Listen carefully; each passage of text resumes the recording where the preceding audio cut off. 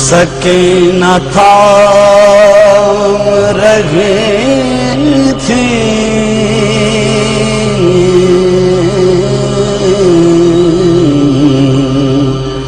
ابا کے دامن کو. اعوذ باللہ من الشیطان اللعین الرجیم. بسم اللہ الرحمن الرحیم. الحمد للہ رب العالمین بارئ الخلائق اجمعین، والصلاة والسلام على جميع الأنبياء والمرسلين، سيما من سمي في الآفاق بأحمد وفي الأرض بأبي القاسم محمد.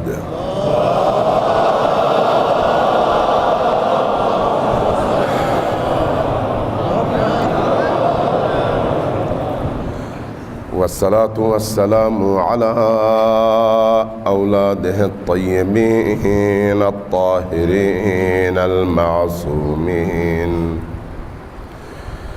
واللعنة الدائمة على أعدائهم أجمعين من يوم عداوتهم إلى قيام يوم الدين. قال رسول الله صلى الله عليه وآله وسلم: إني تارك فيكم الثقلين، كتاب الله وعترته، ما إن تمسكتم بهما لن تضلوا بعدي أبدا حتى يرد علي الحوض. السلام على الحسين وعلى علي بن الحسين وعلى أولاد الحسين وعلى أصحاب الحسين. سب مل کے دوبارہ پڑھیں گے. السلام على الحسين وعلى علي بن الحسين وعلى أولاد الحسين وعلى أصحاب الحسين. السلام على الحسين وعلى علي بن الحسين وعلى أولاد الحسين وعلى أصحاب الحسين. صلوات بر محمد وعلى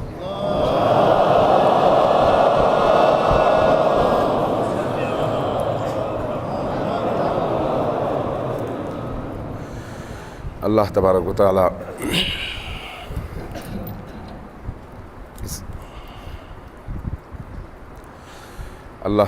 تعالی اس عزاداری کو اپنی بارگاہ میں شرف قبولیت عطا فرمائے.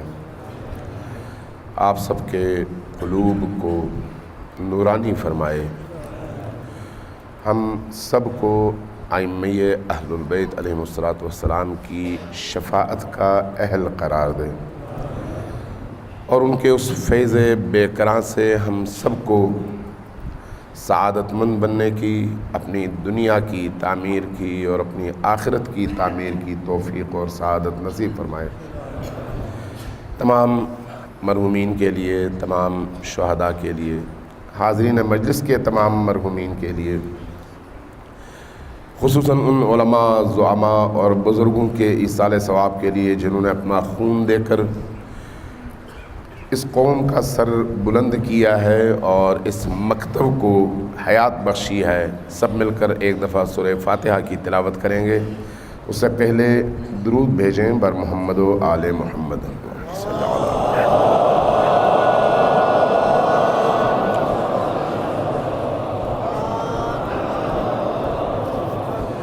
بسم اللہ الرحمن الرحیم، الحمد للہ رب العالمین، الرحمن الرحیم، ایاک نعبد و ایاک نستعین، اہدنا الصراط المستقیم، صراط الذین انعمت علیہم غیر المغضوب علیہم۔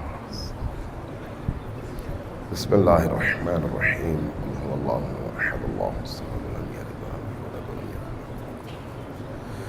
بسم اللہ الرحمن الرحیم، قل هو اللہ احد اللہ الصمد لم یلد ولم یولد ولم یکن له۔ بسم اللہ الرحمن الرحیم، قل هو اللہ احد اللہ الصمد لم یلد ولم یولد ولم یکن له۔ تمام مریضوں کی شفا یابی کے لیے، تمام ملتمسین دعا کی دعاؤں کی اجابت کے لیے، جن لوگوں کے دلوں میں مختلف قسم کی آرزویں ہیں، خواہشات ہیں، دعا کرتے ہیں اور دعا کی درخواست کرتے ہیں، ان سب کی ان دعاؤں کی استجابت کے لیے، جو لوگ مضطرب ہیں، پریشان حال ہیں، مقروض ہیں، بیمار ہیں، ان سب کی شفا یابی اور ان کے قرضوں کی ادائیگی کے لیے اور باقی پریشانیوں کی دوری کے لیے اونچی آواز سے 3 مرتبہ نبی کریم اور ان کی آل پر درود بھیج کر ان دعاؤں کی اجابت کو یقینی بنائیں۔ صلوات بر محمد و آل محمد۔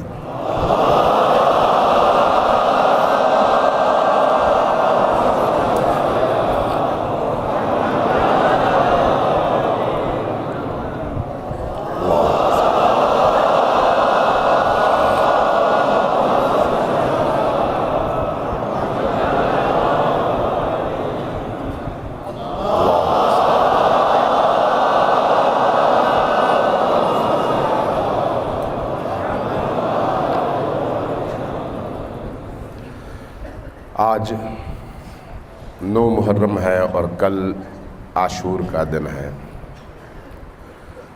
گویا ہر گزرتے دن کے ساتھ ہم تاریخ کے اس اندوہناک اور انتہائی درد آور اور دردناک دن کے قریب تر ہوتے چلے گئے، یہاں تک کہ آج اس سلسلے کی یعنی عشریہ اولیٰ کی آخری مجلس ہے، اور کل انشاءاللہ تعالی عاشور کے جلوس پورے ملک میں ہوں گے اور یہاں پر آپ بھی جلوسوں میں شرکت کریں گے۔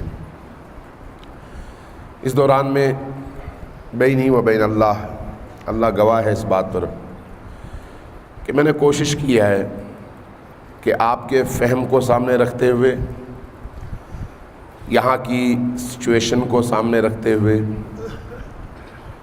اور اپنی استطاعت کو سامنے رکھتے ہوئے وہ باتیں جو ہمیں دین کے قریب تر کر سکیں، ہمیں اہل البیت کی معنویت کے قریب تر کر سکیں، ہمارے اندر موجود جو کمیاں ہیں ان کمیوں کو دور کر سکیں اور ہمیں معارف اہل البیت سے سیراب کر کے ایک حقیقی شیعہ بننے کے لیے قدم اٹھانے کی ہمیں توفیق بھی ملے اور ہمیں شعور بھی ملے، ان باتوں کو حد المقدور آپ تک پہنچانے کی کوشش کروں۔ دعا گو ہوں کہ اللہ تبارک و تعالی ان مجالس کو آپ کے لیے اور میرے لیے ذخیرہ آخرت قرار دے، اپنی بارگاہ میں قبول فرمائے اور ہمیں یہ توفیق دے کہ ہم نام حسین، ذکر حسین، یاد حسین، حب حسین، مودت حسین کے ذریعے سے اپنے دلوں کو بھی، اپنے وجود کو بھی، اپنے گھروں کو بھی، اپنے گلی کوچوں کو بھی اور اپنے معاشرے کو بھی ہمیشہ نورانی کرتے رہیں اور نورانی کرنے کے لیے قدم اٹھاتے رہیں۔ چونکہ یہ جو اہل البیت ہیں یہ خود نور ہیں، چونکہ یہ نور ہیں اس لیے ان کا ذکر بھی نور ہے، ان کے نامہائے مبارک بھی نور ہیں، ان کی یاد بھی نور ہے، ان کی محبت بھی نور ہے، ان کی طرف جو انسان کا میلان ہے وہ بھی نورانی ہے۔ لہٰذا جہاں جہاں اہل البیت کا نام آئے گا اور محبت، عقیدت اور احترام کے ساتھ آئے گا وہ نور وہاں پر پہنچے گا۔ لہذا کوشش کریں کہ اپنے دلوں کو اہل البیت کا گھر بنا سکیں تاکہ آپ کے دل، ہمارے دل ہمیشہ نورانی رہ سکیں۔ صلوات بھیجیں بر محمد و آل محمد۔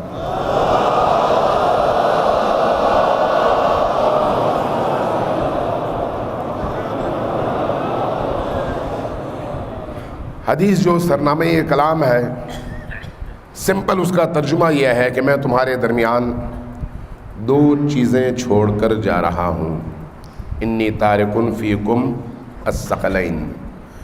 ان میں سے ایک اللہ کی کتاب ہے اور دوسری کتاب اللہ و عطرتی اہل بیتی، دوسری میری عطرت ہے جو اہل البیت ہے۔ جب تک ان دونوں کو مضبوطی سے تھامے رکھو گے، ما ان تمسکتم بہما لن تضلوا بعدی ابدا، کبھی بھی گمراہ نہیں ہوگے۔ حتی یردا علی الحوض، یہاں تک کہ یہ دونوں میرے پاس حوض کوثر میں پہنچ جائیں۔ چند نکات اس میں سے ہم نکال لیتے ہیں کہ یہ قرآن اور اہل البیت ہمیشہ ساتھ ہیں، کوئی ان کو جدا نہیں کر سکتا۔ اللہ نے ان کو ہمیشہ ساتھ رکھا ہے، بشر کی توانائی سے باہر ہے کہ انہیں ایک دوسرے سے جدا کیا جائے۔ لہذا جب تک کائنات ہے قرآن اور اہل البیت ساتھ ہیں۔ جو چیزیں اللہ نے ایک ساتھ بھیجی ہیں، جوڑ کر بھیجی ہیں، ان کو ساتھ قرار دیا ہے اور ان کی جدائی کو ناممکن قرار دیا ہے، اور ان کو ایک ساتھ دو ان انگلیوں کی طرح سے بتایا ہے کہ یوں جڑے ہوئے ہیں، تو اس سے ایک اور پیغام بھی ملتا ہے کہ جو صفت ایک میں ہے وہی صفت دوسرے میں بھی ہے، جو خصوصیت ایک کی ہے وہی خصوصیت دوسرے کی بھی ہے۔ اگر کتاب ہادی ہے تو اہل البیت بھی ہادی ہیں، اگر کتاب نور ہے تو اہل البیت بھی نور ہیں، اگر کتاب نبی پر اترا ہے تو اہل البیت بھی نبی کے ذریعے سے آگے بڑھے ہیں، اور یہ دونوں مل کر ہدایت کرتے ہیں، اور ان میں سے کسی ایک کو چھوڑ دینا ضلالت ہے، گمراہی ہے، اور ہدایت کے رستے سے بھٹکنے سے عبارت ہے۔ جب ان دونوں کو ہم نے پکڑنا ہے تو پکڑنے کا مطلب اس ہاتھ اور انگلیوں سے پکڑنا نہیں ہے۔ اگر ہاتھ اور انگلیوں سے پکڑنا ہو تو ہندوؤں کے ہاتھ میں بھی قرآن موجود ہے، عیسائی بھی قرآن ہاتھوں میں اٹھاتے ہیں پڑھنے کے لیے، دیکھنے کے لیے کہ اس میں لکھا کیا ہے، لیکن یہ قرآن ان کے اندر کسی طرح کی کوئی تبدیلی نہیں لاتا۔ تو اس کا مطلب یہ ہے کہ ان کو پکڑنے کا مطلب ان سے پوچھنا، ان سے رہنمائی لینا، اور ان کی بتائی ہوئی راہ کے مطابق چل کر اللہ کے دین پر عمل پیرا ہونا اور اپنی دنیا اور آخرت کی تعمیر کرنا ہے۔ لہذا صرف قرآن بھی کافی نہیں ہے، اور جنہوں نے حسبنا کتاب اللہ کا نعرہ لگایا انہوں نے عالم انسانیت کے ساتھ ساتھ مسلمانوں کو بھی گمراہ کیا، اس لیے کہ انہوں نے اہل البیت کو کتاب سے جدا رکھا اور کہا کہ حسبنا کتاب اللہ، کتاب ہمارے لیے کافی ہے، کسی اور چیز کی ضرورت نہیں ہے۔ اور جنہوں نے صرف اہل البیت کو تھامنے کی کوشش کی اور کتاب اللہ سے اپنا ناطہ نہیں جوڑا، انہوں نے بھی درست رستے کا انتخاب نہیں کیا بلکہ وہ گمراہی کی طرف چلے گئے۔ اب اگلے مرحلے کی طرف آتے ہیں، یہ خلاصہ ہے اس حدیث کے حوالے سے اور گزشتہ گفتگو کی روح ہے۔ اب ہم اگلے مرحلے کی طرف آتے ہیں۔ بعض ایام میں نے اشارہ کیا، میں آج ایک روایت پڑھ دیتا ہوں آپ کی خدمت میں، کہ جب ہم کہتے ہیں کہ ہم قرآن اور اہل البیت کے پیروکار ہیں تو اس پیروکاری کا کیا مطلب ہے؟ عام طور پر شیعہ علی ہم کہلواتے ہیں، ہم سب اپنے آپ کو علی کے شیعہ کہتے ہیں۔ شیعہ کس معنی میں ہے؟ گروہ، پارٹی اور طرفدار کے معنی میں۔ امام حسین علیہ السلام نے عصر عاشور یعنی آنے والے کل کے دن، عاشور کے عصر کے موقع پر جب سارے لوگ شہید ہو گئے اور آپ اکیلے رہ گئے، زخموں سے چور تھے اور آپ کی نگاہیں خیموں کی طرف تھیں، خیموں کی طرف دیکھتے ہوئے ایک منظر ان کی نگاہوں کے سامنے آیا کہ لشکر عمر سعد کا رخ خیموں کی طرف ہوا ہے، تو وہاں پر آپ نے اونچی آواز سے پکارا، یا شیعۃ آل ابی سفیان، اے ابو سفیان کے شیعو، اے ابو سفیان کے شیعو، ان لم یکن لکم دین، اگر تمہارے پاس دین نہیں ہے، اگر تم دیندار نہیں ہو، کونوا احرارا فی دنیاکم، کم از کم اپنی دنیاوی زندگی میں آزاد مرد اور باغیرت تو بنو، کہ جب تک حسین زندہ ہے اس کے خیموں کی طرف جاتے کیوں ہو؟ جب تک حسین زندہ ہے ایک باغیرت آدمی دوسروں کی غیرت اور ناموس کی طرف نگاہ اٹھا کر نہیں دیکھتا، یہ انسانی اوصاف میں سے ہے، اور اہل البیت نے اس کی نشاندہی کیا ہے۔ یعنی اس سے ہم اپنی عملی زندگی کے لیے بہت ساری چیزیں سیکھ سکتے ہیں۔ ایک شخص اگر غلط چیزیں دیکھتا ہے تو اس کا مطلب ہے وہ اپنے اندر بے غیرت ہے۔ ایک شخص اگر یہ جو آج کی سوشل میڈیا میں اس کو فراہم ہونے والا گند ہے، اس گند کو اپنی زندگی میں اپنے آپ سے جدا نہیں کر سکتا اور دیکھتا ہے، تو اس کا مطلب یہ ہے کہ وہ خود اپنی ناموس کے حوالے سے بے غیرت ہے۔ جس کے اندر حیا ہو، جس کے اندر غیرت ہو، جس کے اندر اپنی ناموس کی حفاظت کا جذبہ اور احساس موجود ہو، وہ دوسروں کی ناموس کی طرف کبھی بھی نہیں دیکھتا۔ لہذا راہ چلتے ہوئے گلیوں میں، گھروں میں، محلوں میں دوسروں کی ناموس کی طرف، دوسروں کی خواتین کی طرف، ان کے چہرے کی طرف، ان کے سراپا اور ان کے قد و قامت کی طرف دیکھنا، اور پھر پہلی نگاہ جو ارادتاً نہیں ہے، اس کے بعد دوسری نگاہ جو ارادے کے ساتھ ہو، یہ اس شخص کے اندر کی بے غیرتی کی علامت ہے، چاہے وہ دیندار ہو یا نہ ہو۔ اسی قول میں، اسی فرمان میں آپ دیکھیے امام حسین علیہ السلام کیا فرماتے ہیں، یا شیعۃ آل ابی سفیان، اے ابو سفیان کے شیعو۔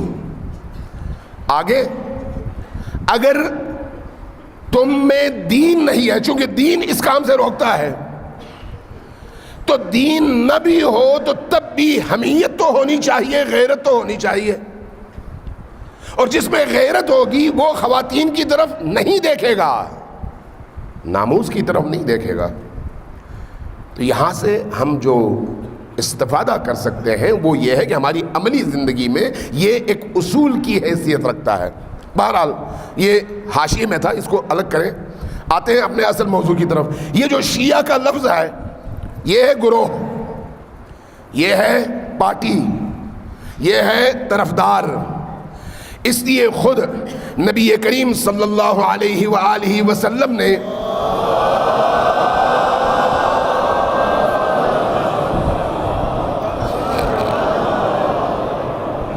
امیر المؤمنین علی ابن ابی طالب کے اوصاف اور فضائل جب بھی بیان کیے تو وہاں پر بعض جگہوں میں امیر المؤمنین کے طرفداروں کی طرف بھی اشارہ کیا، جیسے اس حدیث میں ہے کہ فرمایا علی وشیعتہ ہم الفائزون، علی اور اس کے شیعہ وہ ہیں جو کامیاب ہیں۔ علی و شیعتہ ہم الفائزون. لیکن اسی کے ساتھ ہم اسی زمانے میں علی کے شیعہ اور معاویہ کے شیعہ، علی کے طرفدار اور معاویہ کے طرفدار، علی کے شیعہ اور عثمانی شیعہ، علی کے طرفدار اور عثمان کے طرفدار. یہ اصطلاحیں رائج تھیں، رائج. تاریخی اعتبار سے پہلی صدی ہجری میں جب شیعہ کہا جاتا تھا تو آگے جب تک اس کا لاحقہ نہ لگتا کس کے شیعہ، سوالیہ نشان کھڑا ہو جاتا تھا کہ مراد کون سا گروہ ہے. لیکن وقت کے گزرنے کے ساتھ ساتھ جب امیر المؤمنین کے گروہ اور امیر المؤمنین کے طرفداروں کے حوالے سے نبی کریم صلی اللہ علیہ وآلہ وسلم کی زبان اطہر سے نکلی ہوئی حدیثیں آہستہ آہستہ منظر عام پر آتی رہیں اور لوگوں تک پہنچتی رہیں، تو نتیجہ یہ ہوا کہ یہ جو شیعہ ہے یہ مخصوص ہو گیا ان لوگوں کے لیے جو علی کو چاہتے ہیں اور علی کی پارٹی میں رہنا چاہتے ہیں، ورنہ لفظ مشترک تھا اور سب کے لیے تھا. جب حضرت محمد مصطفیٰ صلی اللہ علیہ وآلہ وسلم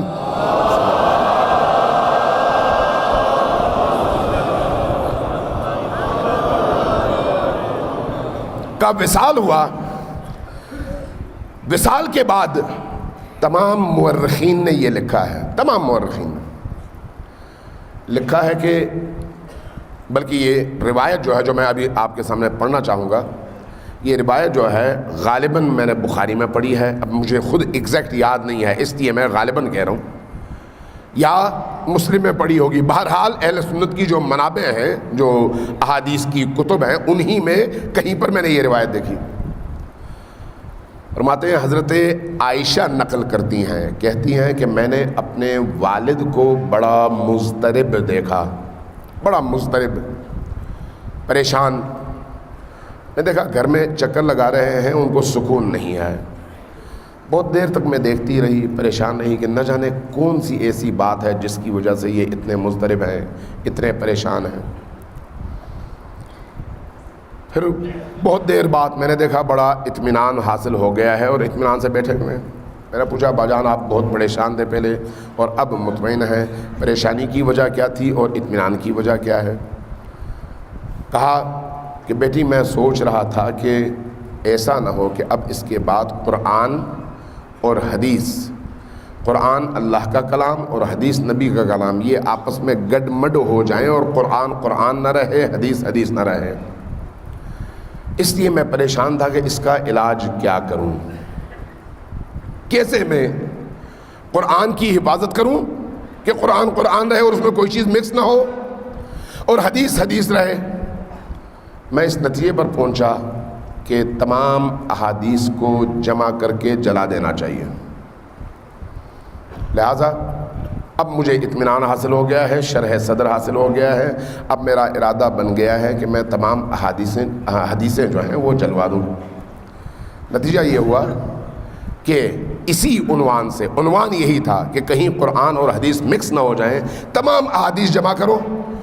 لوگوں کو کوئی حق حاصل نہیں ہے کہ وہ اپنے پاس نبی کی حدیث رکھیں. ساری حدیثیں جمع کرو. ساری حدیثیں جمع کر دیں. جمع کرنے کے بعد سب کو جلایا. اجازت نہیں تھی کہ کوئی شخص اب حدیث نقل کرے گا. تھوڑا سا اگر پیچھے جائیں تو حسبنا کتاب اللہ کا یہ تسلسل ہے. تھوڑا سا اگر پیچھے چلے جائیں. بہرحال یہ ان کی تعبیر ہے، ان کا نقطۂ نظر ہے کہ قرآن کریم کو تحریف سے بچانے کے لیے ضروری تھا کہ احادیث کو جلایا جائے، اس لیے حکم دیا گیا کہ ساری حدیثیں جلا دو.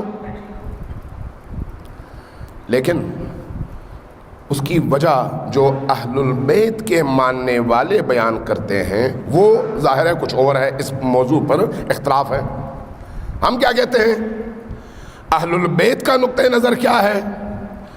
اہل البیت کا نقطۂ نظر اور مکتب تشیع کا نقطۂ نظر یہ ہے کہ چونکہ جا بجا، جگہ جگہ ہر مقام پر نبی کریم نے علی کی وصایت و ولایت و خلافت اور فضائل کے انبار لگائے ہوئے تھے، اس لیے جس کے پاس یہ احادیث تھیں وہ سوال اٹھاتا تھا اور اعتراض کرتا تھا۔ ان اعتراضات کے جواب کے لیے جب آپ کے پاس کوئی رستہ نہ ہو تو آپ مجبور ہیں کہ احادیث کو تلف کر دیں اور کہیں کہ صرف قرآن ہمارے لیے کافی ہے۔ اسی بنیاد پر احادیث کو جلایا گیا، احادیث کو جلا دیا گیا۔ کچھ عرصہ گزر گیا، اس کے بعد دوبارہ اب کہا گیا کہ احادیث کو جمع کرو۔ اب حکومت کی سرپرستی میں حضرت ابو ہریرہ جیسی شخصیات کو بٹھا کر کہا گیا کہ اب تم احادیث کو جمع کرو۔ اس کے بعد اب خود اہل سنت مکتب کے اندر اس وقت ایک بہت بڑا مضبوط گروہ ایسا ہے جو احادیث کو مانتا ہی نہیں ہے، احادیث کا سرے سے منکر ہے، اور بڑے بڑے نام ہیں جن کو اہل حدیث بھی مانتے نہیں ہیں، قبول نہیں کرتے، اور دیوبند اور بریلویوں کے بڑے علماء بھی قبول نہیں کرتے، کہتے ہیں کہ یہ گمراہ ہے، چونکہ حدیث کے بغیر آپ قرآن کو سمجھ نہیں سکتے۔ حدیث یعنی نبی کریم، اس کے بغیر آپ سمجھ نہیں سکتے۔ لیکن اہل البیت کے ہاں یہ مشکل نہیں ہے۔ اہل سنت کے ہاں عصمت کا زمانہ جس کو دلیل کے طور پر پیش کیا جاتا ہے کہ یہ جو عصمت کا زمانہ ہے، اس زمانے میں قرآن میں جو کچھ نازل ہوا اس کی تفسیر حدیث نے کی، وہ ٹوٹل 23 سال ہے، بعثت سے لے کر وفات نبوی تک۔ لیکن اہل تشیع یعنی دوسرے لفظوں میں مکتب اہل البیت کے ہاں کیا ہے؟ تقریباً 250 سال ہے، یعنی نبی کریم سے لے کر امام مہدی علیہ السلام کے پردے غیب میں جانے تک۔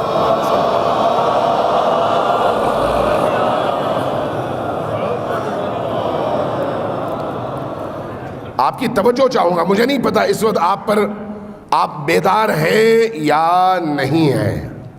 اگر بیدار ہیں تو صلوات بھیجیں بر محمد و آل محمد۔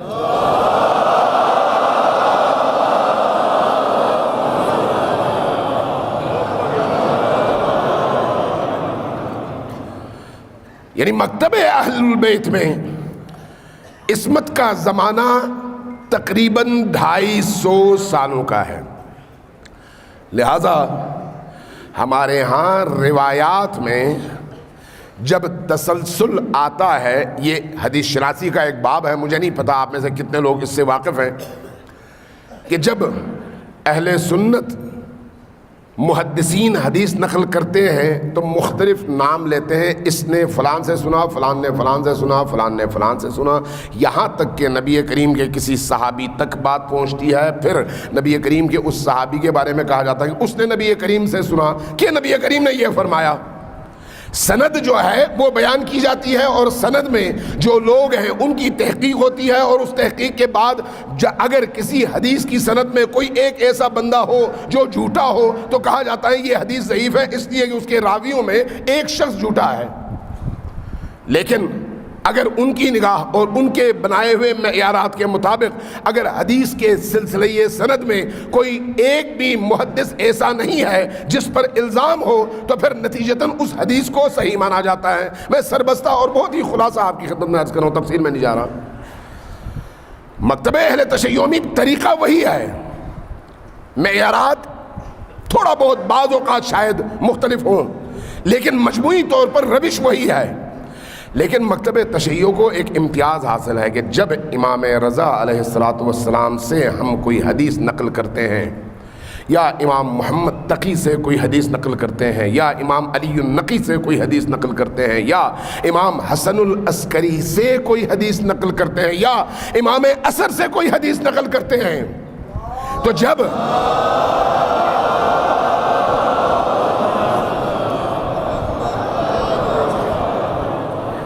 جب ہم اس حدیث کے سلسلے سند کو دیکھتے ہیں جب امام حسن العسکری کہتے ہیں کہ میں نے اپنے والد سے یہ حدیث سنی، وہ کہتے ہیں میں نے اپنے والد سے یہ حدیث سنی، وہ کہتے ہیں میں نے اپنے والد سے یہ حدیث سنی، تو یہ سلسلہ زنجیر کی طرح سے ایک دوسرے سے جڑ کر نبی تک پہنچتا ہے، اور اس سلسلے کو جس میں سب کے سب ائمہ اطہار ہو، ہمارے ہاں سلسلۃ الذہب کہا جاتا ہے، سونے کا سلسلہ۔ اور یہی سلسلۃ الذہب اہل سنت کے ہاں بھی ہے۔ اس لیے اہل سنت کے ہاں وہ طبقہ جو باطنیت کی طرف زیادہ متمائل ہے، صوفیزم کی طرف زیادہ متمائل ہے، اور ان کی تعداد باقیوں کی نسبت ہمیشہ زیادہ رہی ہے اور اب بھی زیادہ ہے، تو ان سے میں نے خود سنا اور ان کی کتابوں میں میں نے خود دیکھا کہ وہ کہتے ہیں کہ ہمارے ہاں تو ائمہ اہل البیت یعنی ائمہ اثنا عشر کے خود ناموں کے حوالے سے یہ ہے کہ جس حدیث کی سند میں 12 ائمہ کا نام ہو، حدیث کو رکھ دے ایک طرف، انہی ائمہ کے نام کو لکھ کر اگر آپ پانی میں گھول کر کسی مریض کو پلا دیں تو وہ شفایاب ہو جائے گا۔ یہ میں شیعہ عقیدہ بیان نہیں کر رہا، یہ اہل سنت کے ایک بہت بڑے طبقے کی بات کر رہا ہوں کہ جب وہ بھی احادیث کے حوالے سے بات کرتے ہیں تو سلسلۃ الذہب کے حوالے سے یعنی ائمہ اطہار کے حوالے سے ان کا بھی وہی عقیدہ ہے جو ہمارے ہاں موجود ہے۔ اس لیے اگر آپ اہل سنت کی معتبر کتابوں صحاح ستہ اور باقی کتابوں کو سامنے رکھیں تو ان کتابوں کی تمام احادیث کو جمع کریں، اور ان میں سے جو تکراری ہیں، ایک ہی حدیث ادھر بھی نقل ہوئی ہے ادھر بھی ہوئی ہے ادھر بھی ہوئی ہے، ان تکراری حدیثوں کو الگ کر دیں، تو اس کے بعد ٹوٹل جو حدیثوں کی خالص تعداد بچتی ہے وہ تقریباً 5000 ہے۔ تقریباً کتنی 5000، جبکہ اس کے مقابلے میں اہل البیت کے ذریعے سے جو احادیث ہم تک منتقل ہوئی ہیں ان کی تعداد 50,000 ہے۔ کتنی؟ 50,000۔ اب مجھے بتائیں کہ آپ کا مکتب زیادہ بے نیاز ہے یا کوئی اور مکتب؟ جب آپ کے پاس صرف 5000 ہو تو پھر بہت سارے مسائل میں آپ کو رہنمائی کی ضرورت ہے، لیکن جب 50,000 ہو تو وہ 10 گنا زیادہ ہیں، اور پھر ساتھ میں آپ کے ہاں اجتہاد کا دروازہ کھلا ہوا ہے، اور اس کھلے دروازے کی وجہ سے ہر دور میں نیا مجتہد آتا ہے، اپنے زمانے کے تقاضوں کے مطابق دلیل لاتا ہے اور قرآن اور سنت سے لاتا ہے، اور اپنے زمانے کی اٹھنے والی مشکلات اور اٹھنے والے سوالات کو ان آیات اور احادیث کے سامنے رکھ کر اپنے اجتہاد کے ذریعے سے اللہ کا حکم تلاش کرتا ہے اور آپ تک پہنچاتا ہے۔ یہ خصوصیت صرف اور صرف ایک متحرک اور ڈائنامک دین کے اندر ہوتا ہے جو کہ مکتب اہل البیت ہے۔ اہل سنت کے اندر اس حوالے سے ایک مشکل ہے، وہ کیا ہے؟ وہ آج سے 1200 سال پہلے آئے ہوئے 4 فقہا کے اجتہاد کو کافی سمجھتے ہیں، اور اس کے بعد پھر اجتہاد کے قائل نہیں ہیں، اس لیے یا وہ حنفی ہیں یا وہ حنبلی ہیں یا وہ شافعی ہیں یا وہ مالکی ہیں، لیکن ہم صرف امامی ہیں، چاہے کوئی بھی امام ہو۔ اس لیے ہمارے ہاں امام صادق علیہ الصلوۃ والسلام مجتہد نہیں ہیں، امام ہیں۔ مجتہد وہ ہے جو ذاتی طور پر استنباط کرتا ہے، اجتہاد کرتا ہے اور کوئی حکم قرآن اور سنت سے نکالتا ہے، لیکن امام وہ ہے جس کا حکم قرآن اور سنت کا حکم ہے۔ لہذا ہمارے ہاں یہ فرق ہے ان کے اور ہمارے درمیان۔ اب اس پر بھی بہت سارے پہلو ہیں جو بیان کیے جا سکتے ہیں، لیکن آج چونکہ آخری مجلس بھی ہے اور ٹائم بھی کم ہے اور باتیں بھی کرنے والی بہت زیادہ ہیں، مجھے نہیں پتا آپ میں کتنا تحمل ہے بیٹھنے کی اور کتنا تحمل ہے سننے کی۔ صلوات بھیجیں بر محمد و آل محمد۔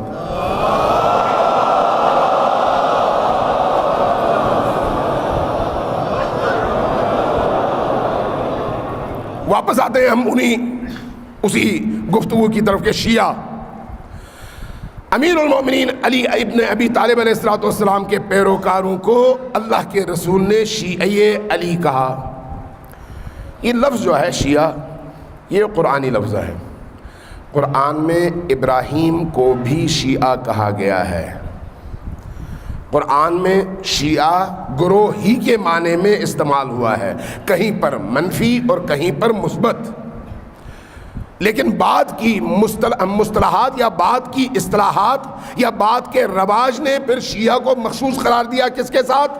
اہل البیت کے ماننے والوں کے ساتھ۔ اب جب آپ اس تاریخی سفر سے گزرتے ہوئے ائمہ اہل البیت کے دور میں آتے ہیں، ائمہ اہل البیت نے بھی شیعہ کا لفظ استعمال کیا ہے اور بار بار کیا ہے، لیکن ایک فرق کے ساتھ۔ ایک ہے عوام میں شیعہ کا لفظ استعمال کرنا اور کسی شخص کا یہ دعویٰ کرنا کہ میں علی کا شیعہ ہوں، اور ایک ہے خود ائمہ کا کہنا کہ یہ ہمارا شیعہ ہے۔ ان دونوں میں بڑا فرق ہے، ان دونوں میں بڑا فرق ہے۔ پہلے میں وہ حدیث بیان کرتا ہوں۔ امیر المؤمنین علی ابن ابی طالب کے حوالے سے آیت اللہ شہید عبد الحسین دستغیب نے ایک حدیث نقل کیا ہے۔ میں نے اس حدیث پر تحقیق نہیں کی کہ یہ حدیث انہوں نے کہاں سے نقل کی ہے، لیکن خود وہ آیت اللہ شہید عبد الحسین دستغیب خود ایک بہت بڑے ولی اللہ تھے، بہت بڑی ہستی تھے، اور آخر کار جام شہادت بھی نوش کر گئے، خود مجتہد بھی تھے، تو اس لیے خود ان کی بات ہمارے لیے حجت بھی ہے اور قابل قبول بھی۔ فرمایا ذرا اس حدیث پر غور کریں، میرے اور آپ کے لیے راہنما حدیث ہے۔ فرمایا حب علی، حب علی، اس کو اگر آپ اپنے دلوں پہ لکھ لیں تو میرا خیال ہے یہ ضائع نہیں جائے گا۔ حب علی حسنۃ، علی کی محبت وہ نیکی ہے۔ حب علی حسنۃ، علی کی محبت وہ نیکی ہے، لا تضر معہا سیئۃ، جس کی موجودگی میں کوئی گناہ انسان کا کچھ نہیں بگاڑ سکتا۔ حب علی حسنۃ لا تضر معہا سیئۃ، علی کی محبت وہ حسنہ اور وہ نیکی ہے کہ اگر یہ محبت کسی کے دل میں آ جائے تو کوئی گناہ اس کا بال بیکا بھی نہیں کر سکتا۔ اس کا اگلا حصہ وہ بغض علی، علی کا بغض، علی سے عناد، علی سے دشمنی، بغض علی سیئۃ، ایک ایسا گناہ ہے لا تنفع معہا حسنۃ، کہ اس بغض کی موجودگی میں اگر وہ شخص صبح سے شام تک کعبے کے غلاف سے لٹکا رہے اور آیات قرآنی کو حفظ سے پڑھتا رہے، رات بھر یہی کام کرتا رہے، ساری زندگی اسی میں گزار دے، دن میں روزہ رکھے اور شام میں اور رات میں اللہ کی بارگاہ میں پیشانی زمین پر رکھے، لیکن اگر اس کے دل میں بغض علی ہے تو اس کی یہ ساری کی ساری عبادتیں ضائع ہیں، اور اس محبت کے نہ ہونے کی وجہ سے وہ فی النار ہے اور جہنمی ہے۔ اب ذرا غور کیجئے گا،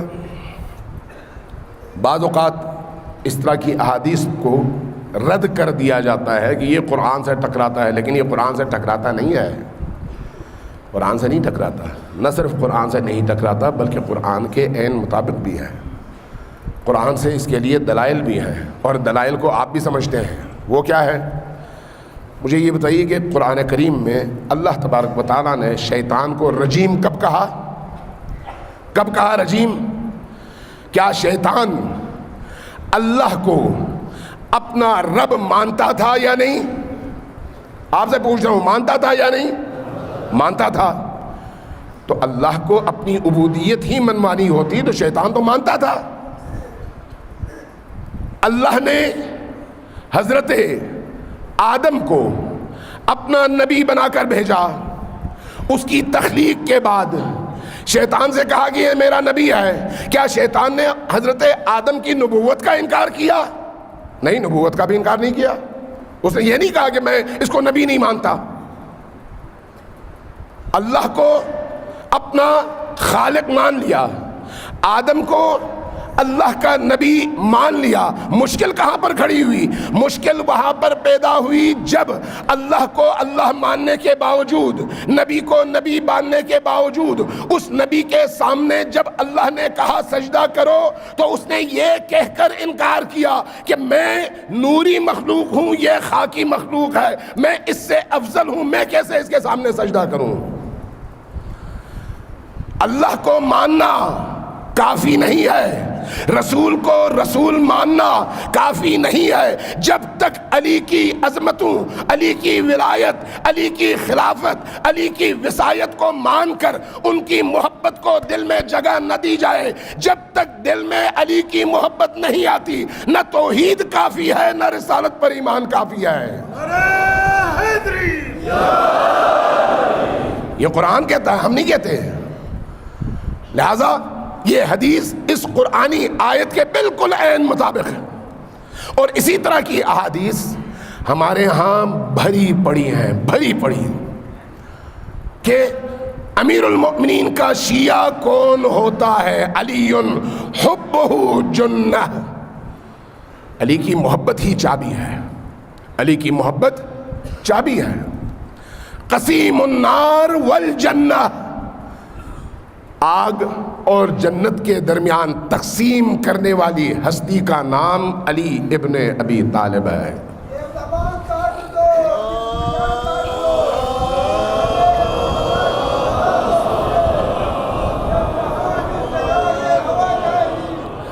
یہ جو آپ صلوات بھیجتے ہیں نا، صلوات اس طرح سے بھیجیں کہ پتہ چلے کہ صلوات بھیج رہے ہیں.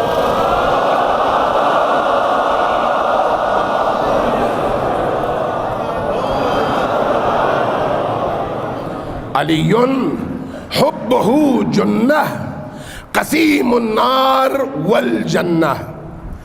ہمارا ایک اور روایت ہے، بڑی عجیب روایت ہے.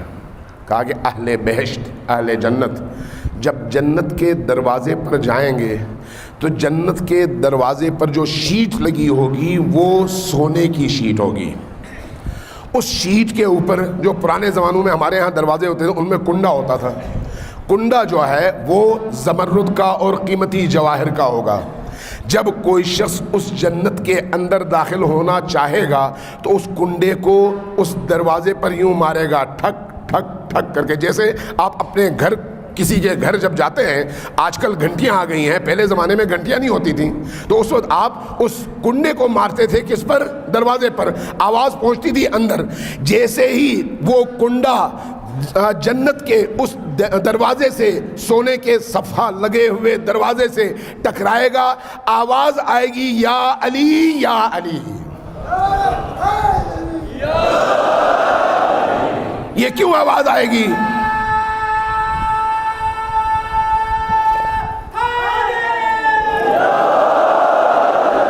یہ آواز کیوں آئے گی؟ مفسر قرآن صاحب تفسیر المیزان علامہ طباطبائی فرماتے ہیں کہ اس لیے کہ جب آپ کسی دروازے پر کھڑے ہو کر بجا رہے ہوتے ہیں تو اس گھر کے مالک کو آواز دے رہے ہوتے ہیں، اس گھر کے مالک کو بلا رہے ہوتے ہیں.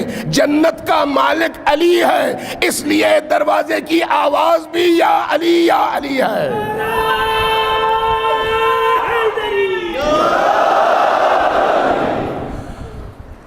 بات یہاں تک کمپلیٹ ہو گئی.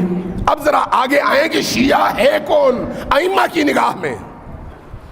شیعہ ائمہ کی نگاہ میں کون ہے؟ ہماری نگاہ میں ہم سب شیعہ ہیں، اس لیے کہ حب علی ہمارے اندر ہے. لیکن یہ ذہن میں رکھیے گا کہ شیعہ خود جو ہے صاحب مراتب ہے، درجات ہیں. جیسے میں نے پہلے ایک مثال دی تھی نا لائٹ کی، 50 وولٹیج کا بلب بھی نور ہے، 100 والا بھی ہے، 200 والا بھی ہے، 1000 والا بھی ہے، 2000 والا بھی ہے.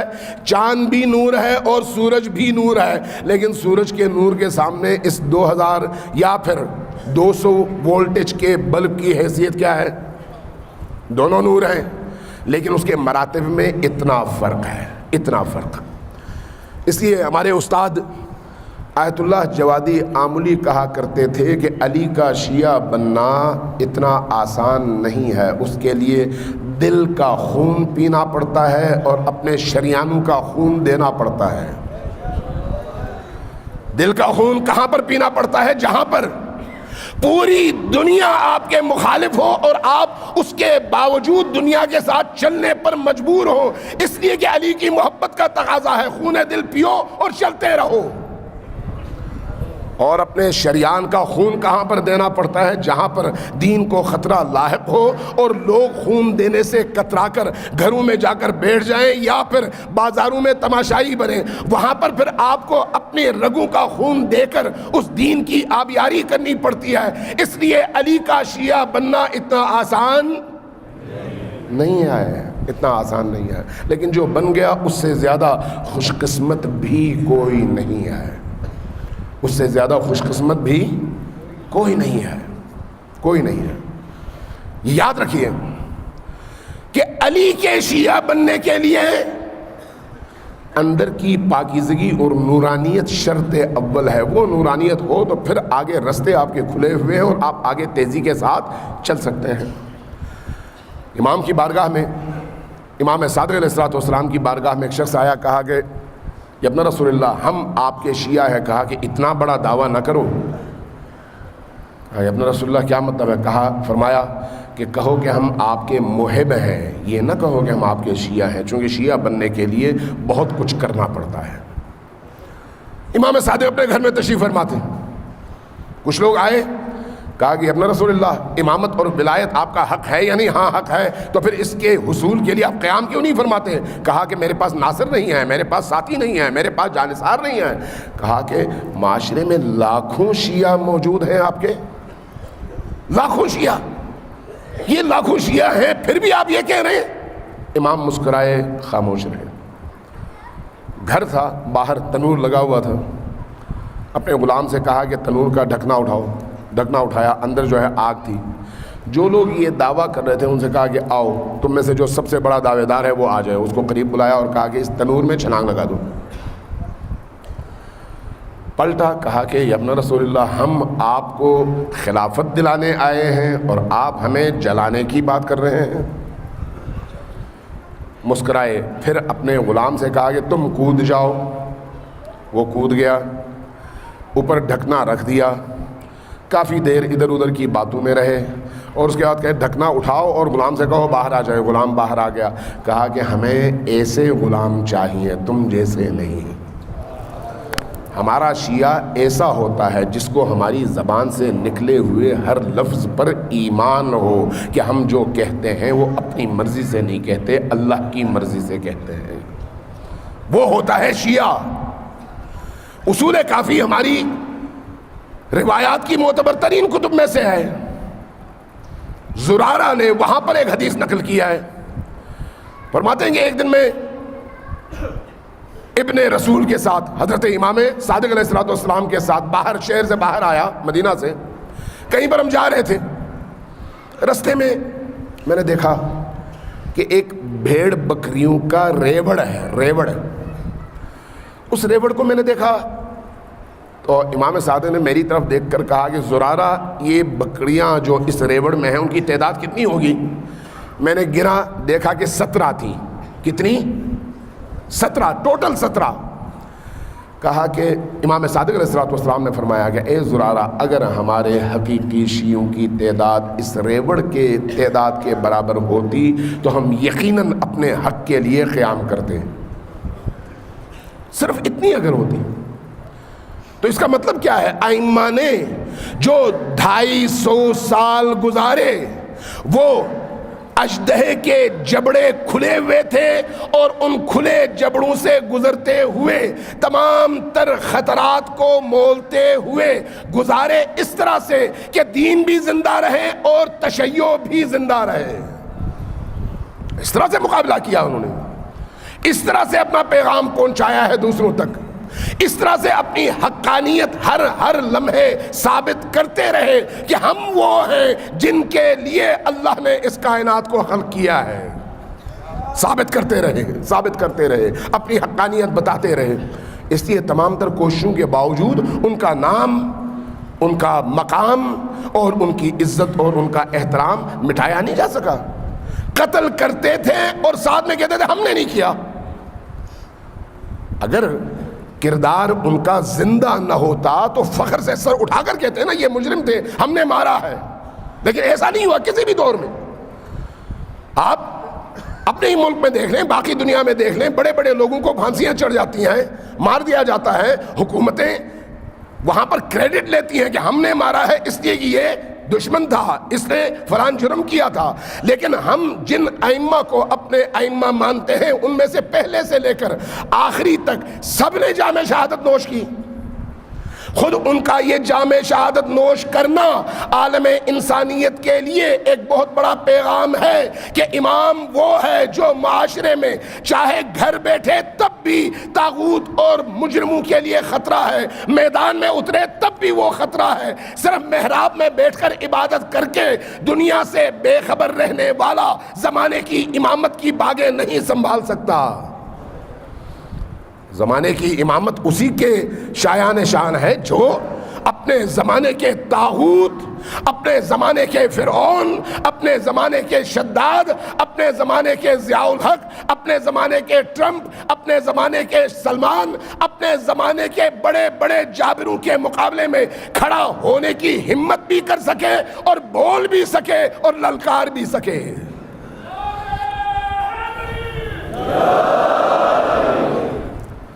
یاد رکھیے کہ شیعہ بننے کے لیے یہ قربانیاں دینی پڑتی ہیں, اور شیعہ وہی بنتا ہے جو ان قربانیوں کے مراحل سے گزرتا ہے. جب تک ان مراحل سے نہیں گزرتا وہ اس مقام تک نہیں پہنچتا. اس لیے امام عصر کے اصحاب اور جان نثاروں کی تعداد 313 بتائی گئی ہے کہ صرف 313 جان نثار. لیکن وہ کون سے؟ میری طرح, آپ کی طرح نہیں بھائی, ہماری طرح نہیں ہے. وہ جن کا پورا سراپا ایمان ہو, جن کے سر کے بال سے لے کر پاؤں کے ناخن تک ایمان سے جو لوگ لبریز ہوں, جو اپنی روح, اپنے ایمان, اپنے باطن کے حوالے سے اس مقام پر ہوں کہ جن کو وقت کا امام کہہ سکے کہ یہ میرا ہے اور مجھے اس کی ضرورت ہے. ہمیں کہا گیا ہے کہ اس طرف حرکت کرو, ہو سکتا ہے تم بھی اس بھیڑ میں کہیں نہ کہیں کام آ جاؤ.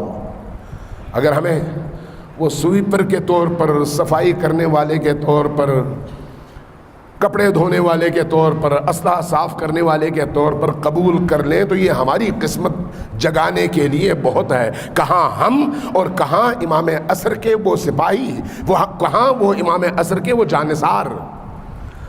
لیکن چونکہ آخری مجلس ہے اس لیے میں چاہتا ہوں کہ اس حوالے سے ضرور 2-4 باتیں آپ سے کر کے جاؤں. یاد رکھیے کہ غیبت میں جب امام عصر گئے ہیں تو اس کے 2 مرحلے تھے یا نہیں؟ کون سے 2 مرحلے تھے؟ ایک مرحلہ غیبت صغرا کا تھا اور دوسرا مرحلہ کیا تھا؟ بولے کیا تھا؟ غیبت کبرا. ایک غیبت صغرا اور دوسرا غیبت کبرا. غیبت صغرا کا مرحلہ کتنا تھا؟ ایک وہ مرحلہ تھا جس میں امام عصر اپنے نائبین کا انتخاب کرتے رہے. 4 نائب آئے, امام نے ان نائبین کا تشخص بتایا, ان کو متعارف کروایا اور فرمایا کہ میرے بعد اب میرا نائب یہ ہے. اس نائب کی زندگی کا خاتمہ ہونے لگا تو اس سے کہا کہ میری جانب سے میرے شیعوں سے کہو کہ اب تمہارے بعد فلان شخص میرا نائب ہوگا. ہوتے ہوتے چوتھے نائب کی باری آئی. چوتھا نائب, اب سب کو ملا کے نواب اربعہ کہا جاتا ہے, 4 نائبین. اس عرصے میں امام پردے غیب میں رہے لیکن اپنے ان نائبین سے کسی نہ کسی شکل میں رابطے میں رہے، کسی نہ کسی شکل میں رابطہ کرتے رہے، رہنمائی کرتے رہے، ہدایات دیتے رہے، اور ان کے ذریعے سے وہ ہدایتیں امام کے پیروکاروں تک پہنچتی رہیں، یہاں تک کہ آخری نائب کی زندگی ختم ہونے لگی۔ تب امام نے ان سے فرمایا کہ اب لوگوں تک میرا یہ پیغام پہنچاؤ۔ وہ کیا ہے؟ اما، ذہن میں رکھو، من کان من الفقہاء، فقہا اور مجتہدین میں سے جس میں یہ صفات ہوں، جس میں یہ صفات ہوں، مطیعا لامر مولا ہو، پہلی اور سب سے اہم شرط یہ ہے کہ وہ اپنے رب کے اوامر کا مطیع ہو۔ من کان من الفقہاء صائنا لنفسہ، اپنے نفس کا محافظ ہو، یعنی نفس کی خواہشات اس پر غلبہ نہ پائیں بلکہ وہ اپنے نفس کی خواہشات پر غالب ہو۔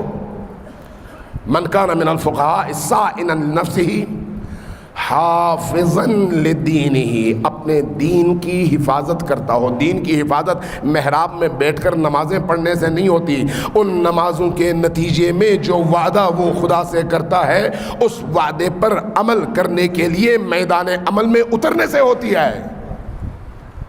یاد رکھیں، نیک وہ نہیں ہے جو محراب میں نمازیں پڑھے اور میدان میں عزاداری کرے اور اس کے بعد کہے کہ میرا دنیا سے کوئی تعلق نہیں ہے، چاہے کوئی یزید آئے اور جائے۔ وہ نہیں ہے، وہ ہے جو محراب اور مجلس میں ہو اور یہاں سے روح لے کر میدان میں جب اترے تو اپنے زمانے کے یزید سے ٹکرا سکے۔ وہ ہے مومن، وہ ہے اپنے دین کا محافظ۔ اس لیے فرمایا کہ من کان من الفقہاء صائنا لنفسہ حافظا لدینہ مطیعا لامر مولاہ، اپنے مولا کے اوامر اور اپنے خدا کے اوامر کا سراپا مطیع ہو۔ ایسا شخص مطیعا لامر مولاہ و مخالفا لہواہ، اپنے ہوا و ہوس کا مخالف ہو۔ ایسا شخص وہ ہوگا جو جس کی آپ کو پیروی کرنی ہے، جس کے پیچھے آپ کو چلنا ہے، جس کے فتوے پر آپ نے عمل کرنا ہے۔ اب جب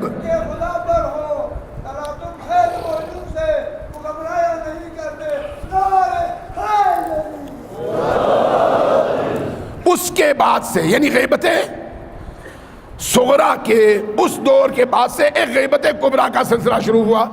اب یہاں پر چونکہ آخری مجلس سے اگر 5-10 منٹ زیادہ ہو جائے ایک گھنٹے سے، آپ پریشان تو نہیں ہوں گے؟ ابھی ٹائم ہے، ٹائم ابھی پورا نہیں ہوا، لیکن میں احتیاطاً کہہ رہا ہوں چونکہ میں محسوس کر رہا ہوں کہ گفتگو شاید کچھ لمبی ہو جائے تاکہ وہ پوری ہو سکے۔ اس لیے جو لوگ چاہتے ہیں کہ گفتگو مکمل ہو، صلوات بھیجیں پر محمد و آل محمد۔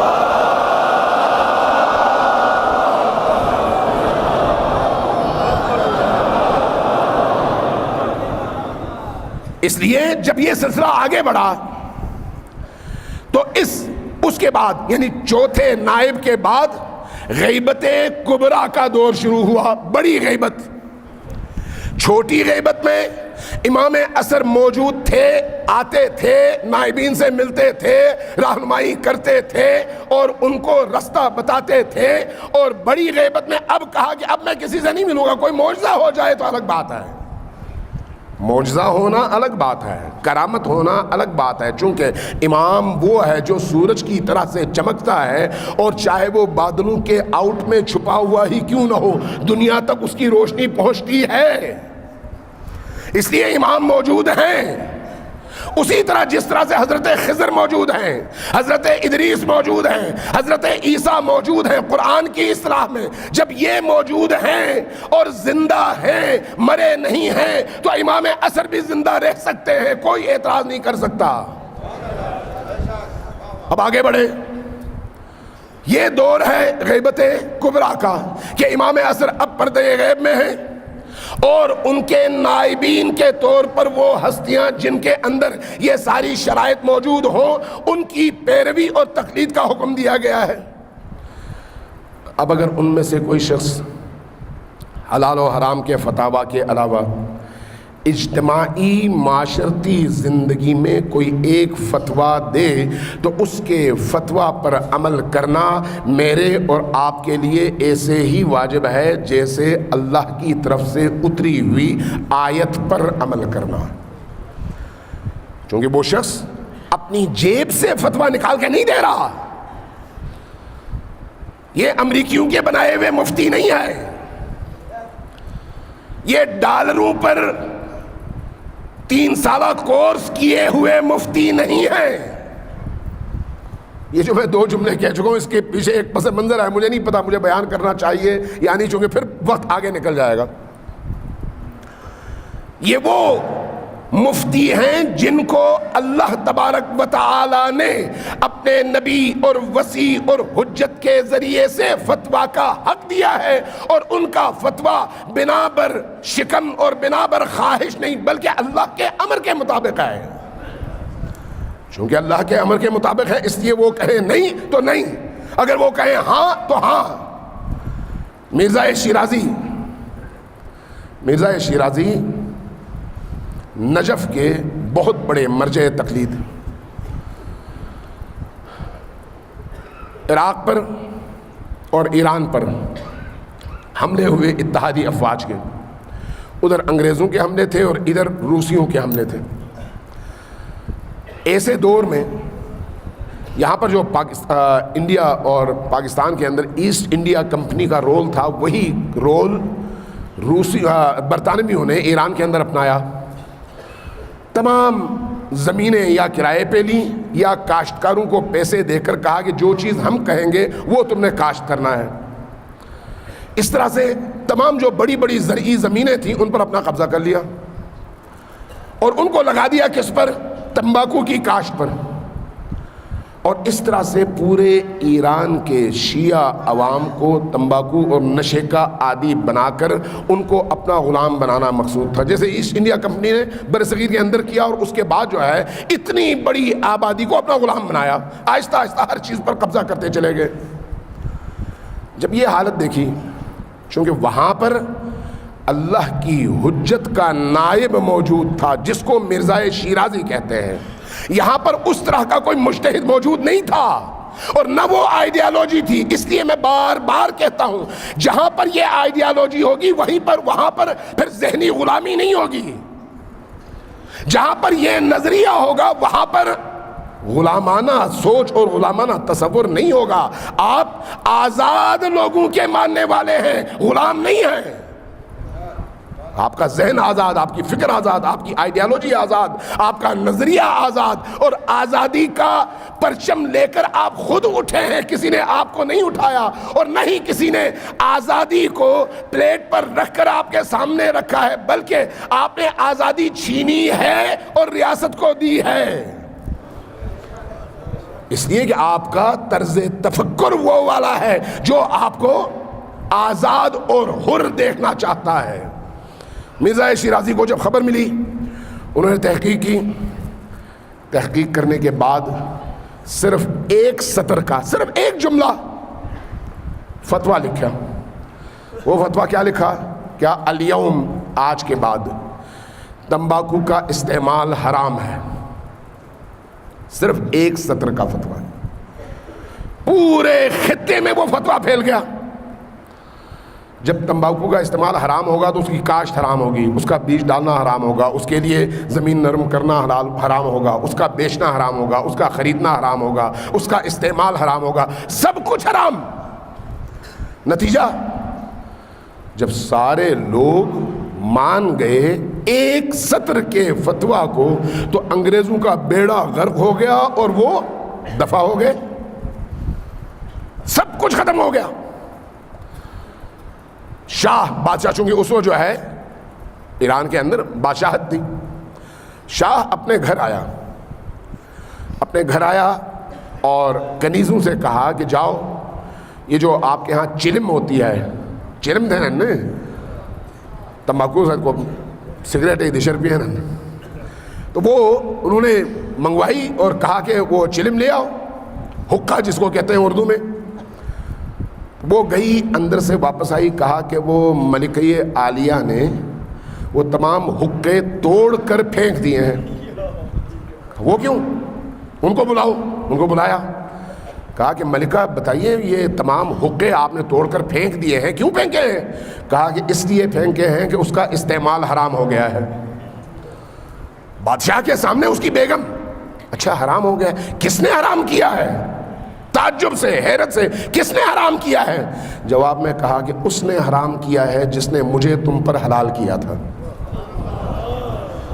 ذرا دیکھیے سوچ، نظریہ، اس نے حرام کیا ہے جس نے مجھے تم پر حلال کیا تھا، یعنی یہ اللہ کا حکم ہے، کسی انسان کا حکم نہیں ہے۔ اس لیے کہ مرجع تقلید مجتہد جامع الشرائط جب ایک فتویٰ دیتا ہے تو وہ فتویٰ اس کا نہیں ہوتا، اللہ کا حکم ہوتا ہے۔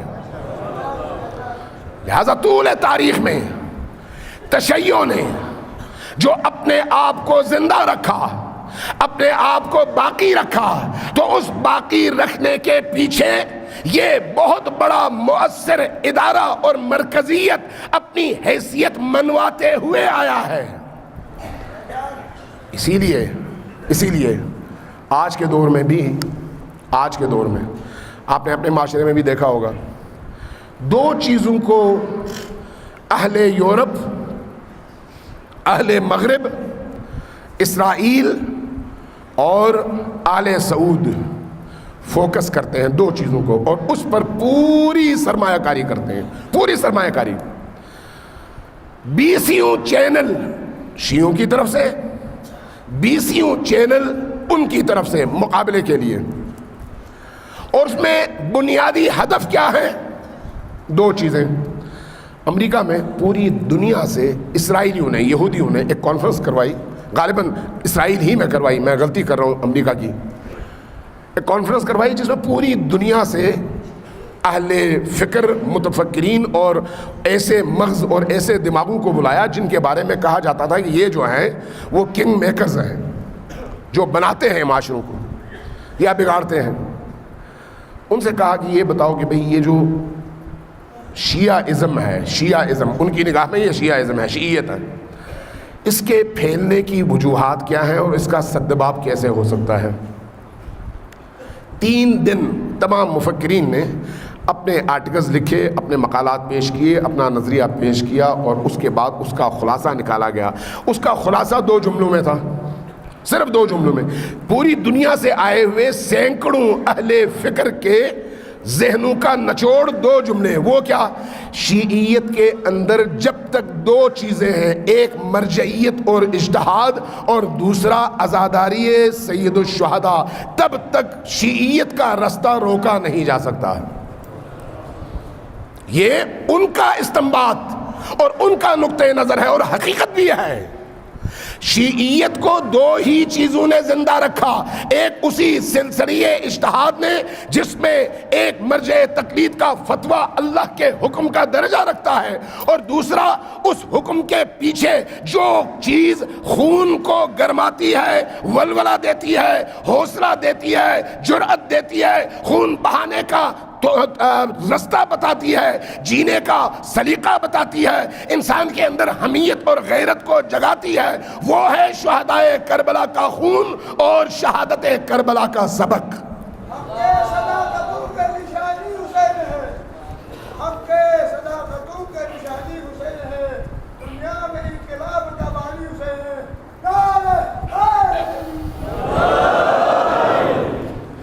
آتے ہیں اپنے اصل بات کی طرف۔ میرا ٹائم ختم ہو گیا، چونکہ میں نے 4 بجے شروع کیا تھا، 5 بج گئے ہیں۔ آگے اگر آپ کی اجازت ہو تو میں اپنی گفتگو کمپلیٹ کروں۔ صلوات بھیجیں پر محمد و آل محمد۔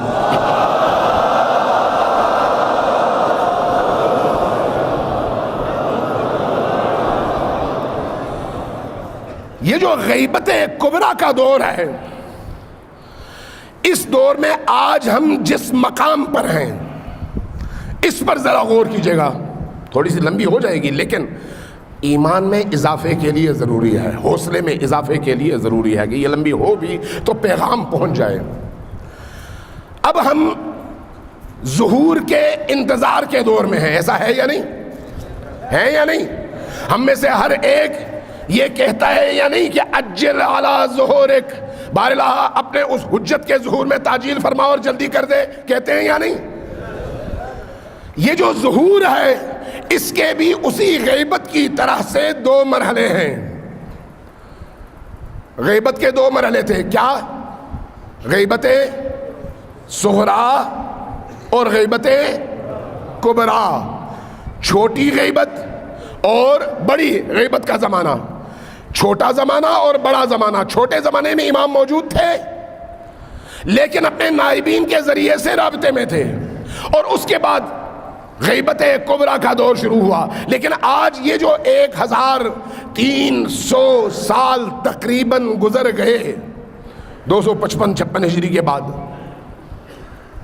تقریباً 1200 سال، اس 1200 سالہ دور کے گزرنے کے بعد اس 1200 سالہ دور میں تشیع کی اس قوم پر نے آہستہ آہستہ اپنی جڑیں مضبوط کی، اپنے نظریات کو پھیلایا، لوگوں کے دلوں کو مسخر کیا، اپنے پیغام کو ہر زمین اور ہر زمانے تک پھیلایا، یہاں تک کہ آج وہ دن آ چکا ہے کہ پوری دنیا کی استعماری، پوری دنیا کی طاغوتی، پوری دنیا کی ابلیسی طاقتیں ایک نقطے پر جمع ہیں کہ کسی طرح سے تشیع کا رستہ روکا جائے اور ظہور کے رستے کو بند کر دیا جائے۔ پوری دنیا اس پر جمع ہے۔ یہ شیعہ سنی مسئلہ نہیں ہے، سنی بھی قائل ہے ظہور کا، شیعہ بھی قائل ہے ظہور کا، صاحب ظہور کو شیعہ بھی مانتے ہیں، سنی بھی مانتے ہیں۔ فرق اگر زیادہ سے زیادہ ہے تو اتنا ہے کہ اہل سنت کہتے ہیں کہ بھئی جنہوں نے ظہور کرنا ہے ان کی پیدائش ابھی نہیں ہوئی، وہ پیدا ہوں گے اور 40 سال کی ان کی عمر ہوگی، اس وقت وہ ظہور فرمائیں گے، حضرت عیسیٰ تشریف لائیں گے زمین پر اور ان کی امامت میں نماز پڑھیں گے، اور اس طرح سے وہ پھر پوری دنیا پر اپنے غلبے کا آغاز کریں گے۔ یہ ان کے ہاں روایات موجود ہیں۔ اسی طرح کی روایات ہمارے وہاں بھی ہیں، لیکن اس فرق کے ساتھ کہ ہم کہتے ہیں نہیں، وہ پیدا ہوئے ہیں، ہوں گے نہیں، ہوئے ہیں اور پردے غیب میں ہیں، باقی صفات وہی ہیں۔ لیکن دونوں انتظاروں میں ایک بنیادی فرق ہے، وہ بھی منتظر ہیں، ہم بھی منتظر ہیں، لیکن ان کا انتظار بے جان انتظار ہے اور ہمارا انتظار جاندار اور باروح انتظار ہے۔ ان کا انتظار مردہ انتظار ہے، وہ آئیں گے تو دیکھیں گے، ہمارا انتظار زندہ انتظار ہے۔ ہم کہتے ہیں وہ ہیں، بس پردہ ہٹنے کی دیر ہے۔ ہمارے انتظار میں یہ زندگی ہے، ہم کہتے ہیں وہ ہمیں دیکھ رہا ہے، وہ ہمیں سن رہا ہے، وہ ہماری حرکتوں سے واقف ہے، ہمارے اعمال حجت خدا کی بارگاہ میں پیش ہوتے ہیں، وہ دیکھتا ہے، سائن کرتا ہے، وہ چاہے تو ہم نجات پاتے ہیں، نہ چاہے تو ہم دلدل میں دھس جاتے ہیں۔ ہم کہتے ہیں وہ زندہ ہے اور اس کا انتظار زندہ ہے۔ اب جس طرح سے غیبت کے دو مرحلے تھے، اسی طرح سے ظہور کے بھی دو مرحلے ہیں۔ پہلا مرحلہ ظہور صغرا اور دوسرا مرحلہ ظہور کبرا۔ آج ہم کس دور سے گزر رہے ہیں؟ ظہور صغرا کے دور سے۔ ظہور صغرا کا کیا مطلب ہے؟ آج آپ دیکھ لیں، آج سے 40 سال پہلے امام خمینی کا ایک انقلاب برپا ہوا، اس کے بعد پوری دنیا نے اس کو شیعہ انقلاب کہہ کر روکنے کی کوشش کی، پابندیاں لگائیں، جنگ کی، ہتھ کنڈے استعمال کیے، سیاسی بائیکاٹ کیا، اقتصادی بائیکاٹ کیا، صدام سے حملہ کروایا، امریکیوں سے حملہ کروایا، سعودیوں کے ذریعے سے حملے کروائے، ہر وہ کام کیا جس کے ذریعے سے کسی ملک کا بیڑا غرق ہو۔ لیکن 40 سال پہلے کے ایران اور آج کے ایران میں فرق یہ ہے کہ 40 سال پہلے کا ٹوٹا پھوٹا ایران کچھ اور تھا، آج کا ایران پوری دنیا کے مقابلے میں ایک سپر پاور کی حیثیت سے کھڑا ہے، اور جب دنیا دیکھتی ہے تو یہ کہتی ہے کہ ایک طرف امریکہ ہے اور دوسری طرف ایران ہے۔ یہ فرق ہے، ایک مضبوط ایران۔ ہمیں ایران کی زمین اور ایرانی لوگوں سے غرض نہیں ہے، 40 سال پہلے بھی وہ تھے اور آج بھی وہ ہیں۔ ہمیں غرض ہے اس سے کہ کون سی قوم کب اپنے وقت کے امام کی نصرت کے لیے اٹھے تاکہ ہم اس کا ساتھ دیں۔ ہمیں ایرانیوں سے ایرانی ہونے کے ناطے کوئی دلچسپی نہیں ہے، اس لیے کہ ان سے ہمارا کوئی لینا دینا نہیں ہے۔ ہمارا لینا دینا عقیدے سے ہے، ہمارا لینا دینا نظریے سے ہے۔ وہی عراق ہے، جب صدام کی حاکمیت تھی تو ہم نفرت کرتے تھے، آج صدام کی حاکمیت ختم ہوئی، ہمارے دل میں ان کا عشق موزن ہے۔ وہی ایران ہے جہاں پر جب شاہ ایران کی حکومت تھی تو شاہ ایران کی حکومت کے دوران 60 کی دہائی میں، میرے پاس ایک ویڈیو ہے، وہ میں دیکھتا ہوں، یوٹیوب میں بھی ہے، دیکھ لیں جس کو توفیق ملتی ہے۔ یہی شاہ ایران کوئی وہابی تھا، سنی تھا، شیعہ تھا، علی ولی اللہ کہتا تھا، لیکن ہر علی ولی اللہ کہنے والا علی کا موالی نہیں ہوتا، علی کا دشمن بھی ہو سکتا ہے۔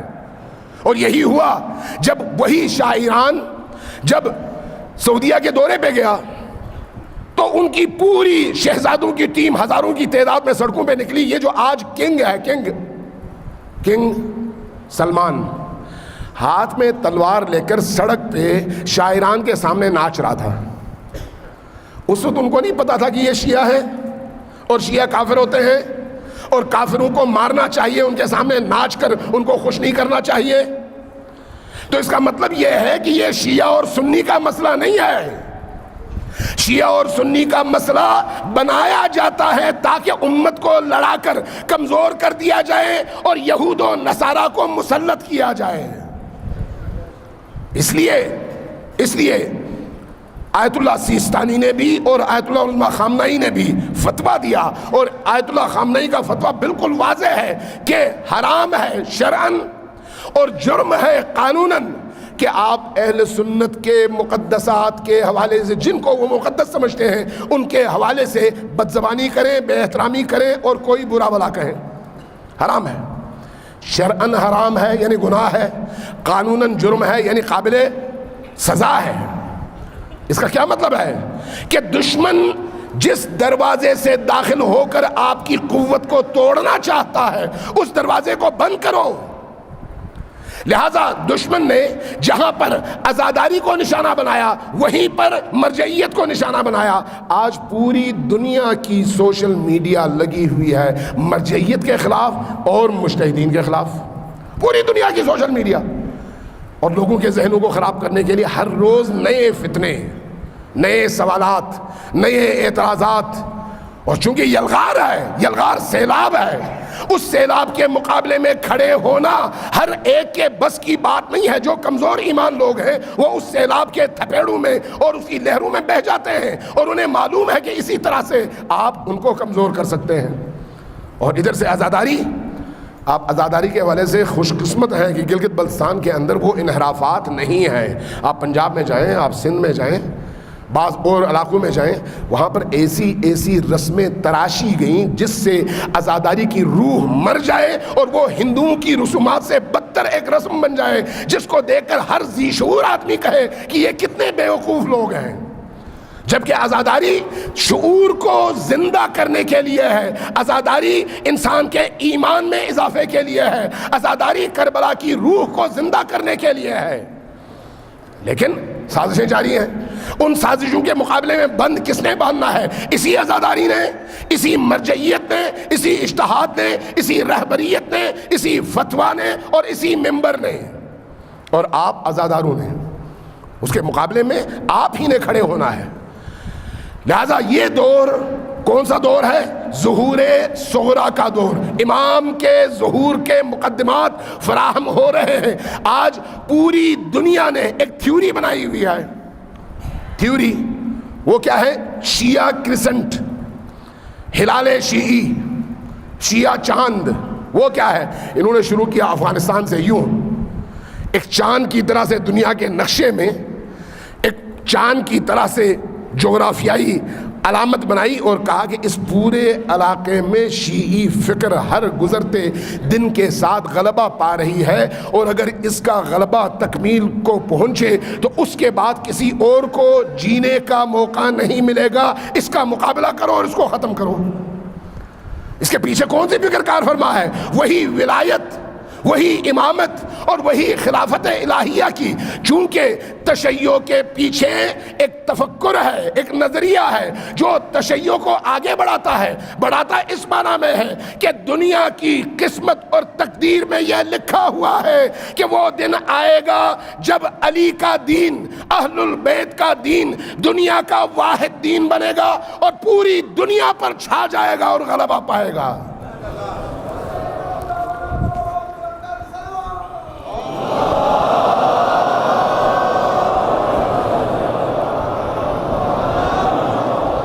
اور ہم اسی سمت میں حرکت کر رہے ہیں، ہمیں اس قافلے سے پیچھے نہیں رہنا۔ نائجیریا جیسے ایسے ملک میں جہاں پر آل سعود کا ان کی رگ رگ پر قبضہ ہے، شیخ زگزاکی جیسا شخص اٹھتا ہے، امام خمینی کے مکتب سے الہام لیتا ہے، علی کے مکتب کو پڑھتا ہے، مطالعہ کرتا ہے، اور اس کے بعد جب معاشرے میں نکلتا ہے تو علی کے پیغام کو اس طرح سے پہنچاتا ہے جس طرح سے علی چاہتے ہیں۔ نتیجتاً پورا معاشرہ کنورٹ ہوتا ہے اور کہتا ہے کہ ہم علی والے ہیں۔ یہ کوئی چھوٹی بات ہے؟ یہ کوئی چھوٹی بات ہے؟ آپ نائجیریا چھوڑ دیں، نائجیریا کے بارے میں آپ شاید زیادہ جانتے ہو، نہ جانتے ہو مجھے نہیں پتا، ادھر چلے جائیں مصر میں، مصر ایک سنی ملک ہے، لیکن اس وقت جو تشیع اور اہل البیت کے مکتب کو پورے مصر کے اندر غلبہ حاصل ہو رہا ہے، پچھلے سال جامعۃ الازہر نے ایک بہت بڑی کانفرنس بلائی جس میں تمام مصری بڑے بڑے علماء کو بلا کر کانفرنس میں موضوع دیا کہ پورے مصر میں تشیع کو بہت تیزی کے ساتھ غلبہ مل رہا ہے، اس غلبے کی وجوہات کیا ہیں اس پر ریسرچ کرو اور ہمیں بتاؤ کہ وجہ کیا ہے کہ اتنی تیزی سے لوگ علی کے مکتب میں ایسے داخل ہو رہے ہیں جیسے فتح مکہ کے بعد داخل ہو رہے تھے۔ کیا وجہ ہے؟ اس مکتب کی آواز اور اس کے پیغام میں جان ہے، جاذبیت ہے، جاذبیت، اور اسی وجہ سے پوری دنیا آپ کی مخالف ہے اور پوری دنیا عزاداری کی راہ میں روڑے اٹکاتی ہے۔ اب تو نواز شریف جیسے شخص کی حکومت میں ایسے قوانین بنائے گئے کہ آپ گھروں میں بھی عزاداری کرنا چاہیں تو آپ اجازت لیں، رقص کرنا چاہیں تو اجازت کی ضرورت نہیں ہے، حرام کاری کرنا چاہیں اجازت کی ضرورت نہیں ہے، شراب نوشی کرنا چاہیں اجازت کی ضرورت نہیں ہے، محفل موسیقی منعقد کرنا چاہیں اجازت کی ضرورت نہیں ہے، لیکن اگر حسین کا نام لینا چاہیں تو اجازت لیں۔ کیوں؟ اس لیے کہ حسین کے نام میں وہ کشش ہے کہ جہاں پر آپ نے حسینیت کو اس کی اصل شکل میں لوگوں تک پہنچایا تو اگر وہ حلال زادہ ہے تو اس کی طرف آئے گا اور کھنچتا ہوا چلا آئے گا، شرط اس کی پاکیزگی ہے۔ لہٰذا میں یہ عرض کر رہا ہوں، شیعہ سنی تعصبات سے نکلو، یہ شیعہ سنی کا مسئلہ نہیں ہے۔ جو بھی شیعہ کو سنی کے خلاف اور سنی کو شیعہ کے خلاف لڑانے کی کوشش کرتا ہے، سمجھ لو کہ وہ نہ شیعہ ہے نہ سنی ہے، وہ اصل میں استعمار یہودیوں کا ایجنٹ ہے، اپنے پیٹ کے لیے یہ سب کچھ کرتا ہے۔ وہ قاضی شریح کا بندہ ہے، وہ اپنے مکتب کا بندہ نہیں ہے۔ پچھلے سال میں نے کچھ لوگوں کو ایران بھجوایا، سارے اہل سنت تھے، جوان تھے، ایران بھجوایا، کہا کہ جاؤ بھی جا کے زیارت کر کے امام رضا علیہ السلام کی، وہاں کے علماء سے مل کے ذرا حالات کو دیکھ کے واپس آ جاؤ۔ سارے تحریکی ذہن کے اہل سنت تھے، یعنی اجتماعی ذہنیت کے، سیاسی ذہن کے اور پڑھے لکھے۔ ایک صاحب واپس آ کے سال کے بعد میری ملاقات ہوئی تو میں نے پوچھا کہ بھئی ایک سال سے آپ سے ملاقات نہیں ہوئی، ذرا اپنے سفر کی رودات تو سناؤ۔ کہا کہ میں کیا سناؤں، میں جب مشہد گیا ہمارے میزبانوں نے ہمیں وہاں پر اہل سنت علماء سے ملایا، تو میں جب وہاں پر گیا انہوں نے جب ہمیں دیکھا کہ ہم سارے اہل سنت کا اتنا بڑا گروہ آیا ہوا ہے تو ہمیں انہوں نے بڑا ویلکم کہا، اور اس کے بعد کہا کہ کل کیا پروگرام ہے؟ ہم نے کہا کہ کل مشہد میں امام رضا کی بارگاہ میں جانا ہے۔ کہا پھر دیکھو، امام رضا کی بارگاہ میں جانے سے پہلے ایک دو باتیں ہم سے سن لو۔ الماری میں ایک کتاب تھی ابن حبان کی. ابن حبان اہل سنت میں محدثین میں بہت بڑا مقام رکھتا ہے. صحیح ہے ابن حبان حدیث کی کئی جلدوں پر مشتمل کتاب ہے. اس کی چوتھی یا پانچویں جلد کہا نکالی. کہا اس نے ایک درمیان سے صفحہ کھولا, کہا کہ یہ حدیث پڑھو. حدیث پڑھی. اس میں لکھا ہوا تھا ابن حبان کہتا ہے, ابن حبان جو اہل سنت کا بہت بڑا محدث ہے, وہ کہتا ہے کہ میں نے اپنی زندگی میں جب کبھی کوئی مشکل محسوس کی تو میں فوراً اٹھا مشہد میں امام رضا کے قبر پہ گیا. وہاں پر جا کے میں نے اپنی مشکل ان کے سامنے رکھی اور اللہ سے دعا کی. ایسا کبھی نہیں ہوا کہ میں گیا اور اپنا عریضہ پیش کیا, میری دعا قبول نہ ہوئی ہو اور میں ہاتھ بھر کے واپس نہ آیا ہوں.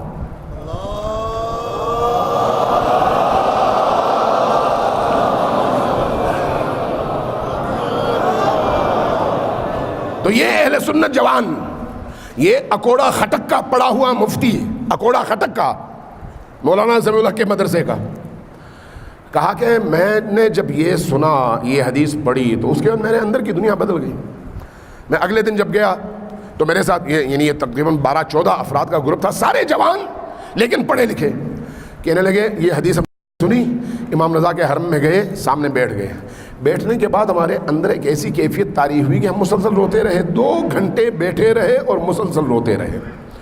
کہنے لگے ہم نے دیکھا کوئی شیعہ اس طرح سے نہیں رو رہا ہے جس طرح سے ہم رو رہے ہیں.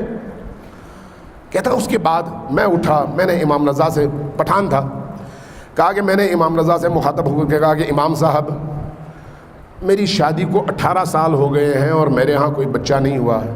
تو آج میں آپ کی بارگاہ میں آیا ہوں اور ابن حبان کی روایت بھی میں نے پڑھی ہے, تو آپ مجھے خالی ہاتھ نہ لوٹائیں, مجھے بچہ چاہیے. کہتا میں یہ کہا واپس نکل آیا.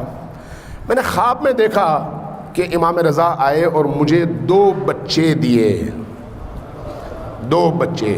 پھر کہتا ہے کہ میں جب گھر واپس آیا, یہ شعبان کا مہینہ تھا, کہا کہ رمضان میں اپنی بیوی کو چیک کروانے گیا تو میرے ڈاکٹر نے کہا کہ یہ حاملہ ہے 18 سال کے بعد.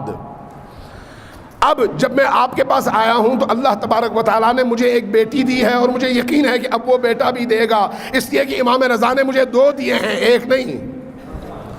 پھر آگے کہا کہ میں نے اب اپنی اس بیٹی کا نام رکھا ہے بنت علی, علی ابن موسیٰ رضا کے نام پر, بنت علی.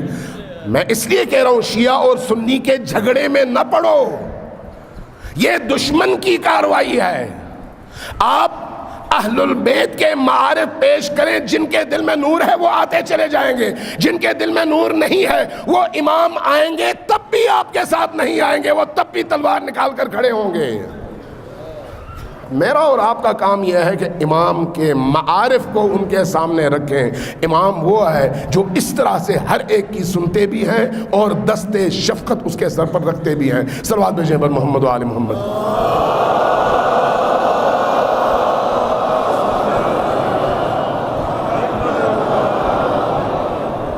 چند جملے میں مصائب کے عرض کر کے گفتگو ختم کر دوں. آج 9 محرم ہے.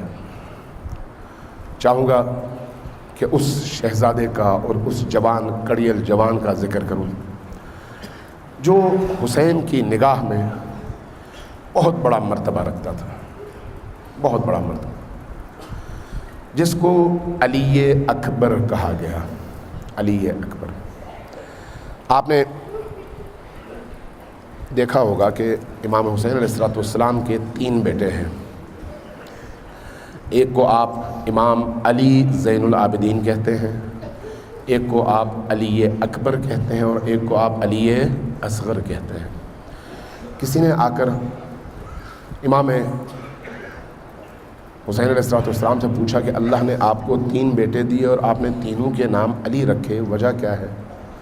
فرمایا کہ امویوں نے میرے بابا علی کے نام کو مٹانے کی جو کوشش کی ہے اس کے جواب میں مقابلتاً اگر اللہ مجھے 100 بیٹے دیتا تو 100 کے نام علی رکھتا. یہ علی اکبر ہیں. حضرت امام سجاد علی اوسط ہیں, درمیانے, اور حضرت علی اکبر سب سے چھوٹے علی ہیں. علی اکبر کی عمر کے حوالے سے کہا گیا ہے کہ کوئی 28 سال کہتا ہے، کوئی 30 سال کہتا ہے، کوئی 18 سال کہتا ہے. بہرحال روایات مختلف ہیں، لیکن یہ بات زیادہ قرین قیاس ہے کہ امام سجاد سے وہ بڑے تھے. مدینہ کے حوالے سے یہ تاریخ میں لکھا ہے کہ جب حضرت علی اکبر اور حضرت عباس علمدار گھر سے نکلتے تھے اور بنی ہاشم کے کوچے میں اور پھر بازار میں آتے تھے تو لوگ اپنا کام کاج سب کچھ چھوڑ چھاڑ کر ان کے جمال کی طرف دیکھتے تھے اور محو ہو جاتے تھے. اتنا حسین چہرہ اور اتنا جاذب صورت. اس لیے حضرت علی اکبر کریم ترین فرد کی حیثیت سے معروف تھے. عربوں کے اندر سخاوت ایک ضرب المثل ہے، اور اس سخاوت کے اعتبار سے جب کبھی کوئی باہر سے آتا تھا اور درماندہ راہ ہوتا تھا، محتاج ہوتا تھا، مسکین ہوتا تھا، ہاتھ خالی ہوتا تھا، سفر کا خرچ ختم ہو چکا ہوتا تھا، جب کوئی مانگتا تھا تو کہتے تھے تم جاؤ اس دروازے پر جس کے اوپر چراغ جلا ہوا ہے دن میں، یہ چراغ علامت ہے کہ یہ کریم النفس ترین فرد کا گھر ہے، یہاں پر جو آتا ہے خالی ہاتھ نہیں لوٹتا. اور وہ جب آتے تھے تو دیکھتے تھے کہ یہ علی اکبر کا گھر ہے، اور جب مانگتے تھے تو علی اکبر عطا کرتے تھے. لیکن عطا جب کرتے تھے تو اس شان بے نیازی کے ساتھ کہ لینے والے کے چہرے کی طرف دیکھتے نہیں تھے اور اپنا چہرہ اس سے چھپاتے تھے تاکہ لیتے ہوئے وہ شرمندگی محسوس نہ کرے. اتنی کرامت تھی، اتنی بزرگی تھی. عاشور جو لوگ اصحاب امام حسین میں شامل تھے وہ یک بعد دیگر شہید ہوتے رہے، یہاں تک کہ اصحاب ختم ہو گئے. اب جو ہے اہل البیت کی باری آئی. تو اہل البیت کی جب باری آئی تو حضرت علی اکبر سب سے پہلے آئے امام حسین کی بارگاہ میں. امام حسین کے حوالے سے آپ نے سب میں پڑھا ہوگا کہ حضرت عباس کو روکا، حضرت قاسم کو روکا، اون و محمد کو روکا.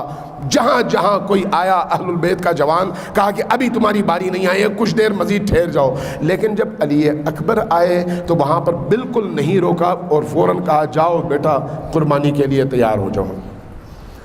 یہ علی اکبر جب اپنے زرہ پہن کر میدان کے لیے تیار ہو کر آئے نا تو امام حسین علیہ السلام نے سینے سے لگایا، اور اس کے بعد جب اس کو گھوڑے پر بٹھا کر میدان کی طرف روانہ کیا تو اس وقت اللہ کی بارگاہ میں دونوں ہاتھ اٹھائے، آنکھوں سے آنسو رواں تھے اور فرما رہے تھے قد برز الیکم باراللہ، اب ان دشمنوں کی طرف میں ایک ایسے غلام، ایک ایسے جوان کو بھیج رہا ہوں اشبہ الناس برسول اللہ، جو رسول کا سب سے زیادہ شبیہ تھا، جس کو جب کبھی ہمارا دل چاہتا تھا کہ رسول کی زیارت کریں اس وقت ہم اس جوان کے چہرے کی زیارت کرتے تھے. اس کا چہرہ رسول کے شبیہ ہے، اس کے گفتگو کا انداز رسول کے شبیہ ہے. یہ شبیہ رسول ہے، میرے جگر کا ٹکڑا ہے، اس کو میں تیری بارگاہ میں بھیج رہا ہوں قربانی کے لیے.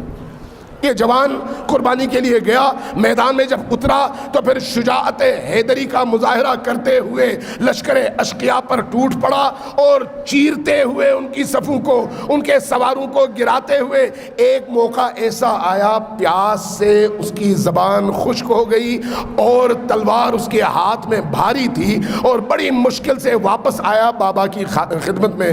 کہا کہ بابا اگر آپ مجھے چند گھونٹ پانی کے پلا دیں نا تو پھر اس کے بعد دیکھیں گے اس لشکر کا میں کیا حال کرتا ہوں. کیا فرمایا حسین ابن علی نے؟ کہا کہ بیٹا اب میرے پاس تو پانی نہیں ہے، کچھ ہی دیر ہے، اس کے بعد تمہیں میرے نانا حضرت رسول خدا حوض کوثر سے سیراب فرمائیں گے. جاؤ بیٹا لڑو، کچھ ہی دیر ہے، کچھ ہی دیر میں تم شہید ہو جاؤ گے. جب شہید ہو جاؤ گے تو میری ماں زہرا تمہاری پیاس بجھائے گی. جب یہ کہا تو پلٹنے لگے، لیکن پھر بعض راویوں نے لکھا ہے کہ آئے، کہا کہ بابا پانی. آپ نے ایک کام کیا، کہا کہ آؤ ذرا میری زبان اپنے منہ میں لے لو. آپ نے اپنی زبان حسین ابن علی علیہ السلام کے منہ میں دیا. جیسے ہی منہ میں زبان گیا تڑپ کر پیچھے ہٹے. کیا ہوا؟ کہا کہ بابا آپ کی زبان تو مجھ سے بھی زیادہ خشک ہے اور کانٹے لگے ہوئے ہیں. اب اس عالم میں حضرت علی اکبر نے بابا کی طرف دیکھا. بعض عرفاء نے یہ بات بیان کی ہے، اہل دل نے. وہ کہتے ہیں کہ بابا سے کہا کہ بابا اب مجھے آپ بچائیں نہیں، مجھے اجازت دیں میں شہید ہو جاؤں. کیا مطلب؟ وہ بیان کرتے ہیں، کہتے ہیں کہ جب کبھی حضرت علی اکبر میدان میں اشقیاء پر ٹوٹ پڑتے تھے، ادھر ادھر سے آنے والے تیروں کا رخ جب علی اکبر کی طرف ہوتا تھا تو حسین ابن علی اپنی نگاہ ولایت سے ان تیروں کا رخ موڑ دیتے تھے تاکہ کچھ دیر مزید یہ جوان جنگ کرتا رہے۔ اب علی اکبر کہتے ہیں بابا اب پیاس سے میں نڈھال ہو چکا ہوں، اب مجھ میں اتنی ہمت نہیں رہی، اب مجھے اجازت دیں کہ میں شہید ہو جاؤں، مجھے بچائیں نہیں، میں لشکر میں جا کر شہید ہونا چاہتا ہوں۔ گئے، جب گئے حملہ کیا، چاروں طرف سے حملہ ہوا اور چاروں طرف سے حملے کے نتیجے میں آپ زمین کربلا پر تشریف لائے۔ جب زمین کربلا پر گرے تو پھر پکارا یا ابتا، اے میرے بابا جان اب آئیے اپنے بیٹے کے سرہانے پر۔ اب جب سرہانے پر آئے تو کیا دیکھا؟ ایک عجیب منظر ہے۔ کیا منظر ہے؟ حسین پہلے جب پہنچتے ہیں تو کسی بھی شہید کے سرہانے پر تو اس کو اٹھا کر اپنے سینے سے لگاتے ہیں، لیکن جب پہنچے تو بعض راویوں نے لکھا ہے کہ حسین جب پہنچے تو کیا دیکھا؟ زینب پہلے سے پہنچی ہوئی ہے۔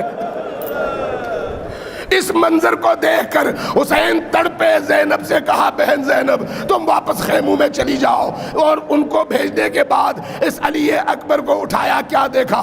سر پر گرز لگا ہے، سر پھٹا ہوا ہے اور سینے پہ ایک برچھی لگی ہوئی ہے۔ اس برچھی کو نکالنا چاہا تو جب نکالا تو ساتھ میں کلیجہ بھی باہر نکلا ہے۔ انا للہ و انا الیہ راجعون وسیعلم الذین ظلموا ای منقلب ینقلبون۔ سکینہ تھام رہی تھی